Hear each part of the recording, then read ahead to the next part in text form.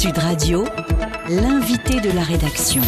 Et j'ai le plaisir de recevoir ce matin Ludivine Ferrer, qui est la directrice de l'ASEF, l'association Santé Environnement. Ludivine Ferrer, bonjour. Bonjour. Merci d'être là ce matin en direct sur l'antenne de Sud Radio. On va parler de nos enfants, on va parler de ce qu'ils retrouvent dans leurs assiettes. Et alors vous avez mené avec l'ASEF une étude qui révèle que nos enfants visiblement ne savent plus du tout ce qu'il y a de concret dans l'assiette. Comment avez-vous mené cette étude, cette enquête ?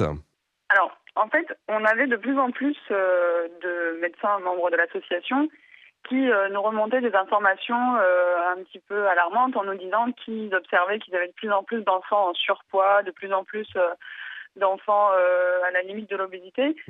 Et on s'est dit qu'on voulait avoir des chiffres un petit peu plus concrets par rapport à ces données empiriques pour mesurer quelle était vraiment la façon de s'alimenter des enfants.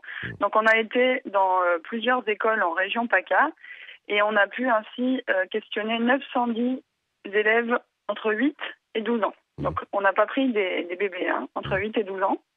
Et on leur a fait répondre à un petit questionnaire où on leur demandait d'abord qu'est-ce qu'ils mangeaient au petit déjeuner, au goûter, est-ce qu'ils rajoutaient de la sauce, du sel, du sucre, et qu'est-ce qu'ils buvaient à table.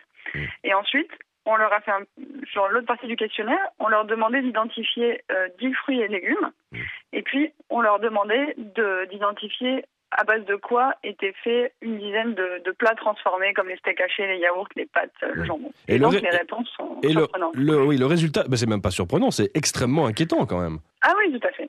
C'est surprenant et inquiétant. On se rend compte bien que les enfants ne savent pas identifier les fruits et légumes, donc on n'a pas demandé des choses extraordinaires. On avait mis des poireaux, des courgettes, des figues, des betteraves. Alors 87% qui ne savent pas ce que c'est une betterave, parce qu'en fait ils la voient toujours coupée en cubes à la cantine. Donc dans sa forme originelle, ils ne savent pas à quoi ça ressemble. Des abricots, 30% qui ne savent pas identifier les abricots. 1 sur 3 qui ne sait pas ce que c'est une courgette, 1 sur 3 qui ne sait pas ce que c'est un poireau, et 1 sur 3 qui ne sait pas ce que c'est un artichaut. Un quart des élèves qui ont été interrogés ne savent pas également que les yaourts sont conçus à base de lait. Ils pensent tous que le jambon provient de la viande de cheval et que le poisson pané est fait à base de poulet. C'est assez dingue. 72% vont même jusqu'à dire que les pâtes sont faites à base de grains de poudre de lait et qu'on peut même les ramasser à même le sol. Mais la faute à qui, dites-moi ? Alors, j'aimerais vous répondre clairement, mais je suis pas sûre de savoir exactement de qui c'est la faute. C'est une question d'éducation, c'est une question de, c'est la malbouffe, c'est la génération malbouffe. Il est probable qu'en France, on ait eu l'impression d'être justement préservé de la junk food américaine et anglaise, et que en France, vu notre patrimoine culinaire, on était un petit peu épargnés. Bon, je pense que c'est faux, et que les enfants aujourd'hui mangent aussi mal que les autres petits Européens. En fait, alors peut-être qu'il y a effectivement le fait qu'on ait de moins en moins de temps pour cuisiner avec et notamment avec ses enfants. Le soir, on n'a pas forcément le temps. Le soir, on fait alors il y a évidemment la consommation de plats tout préparés qui aide pas beaucoup.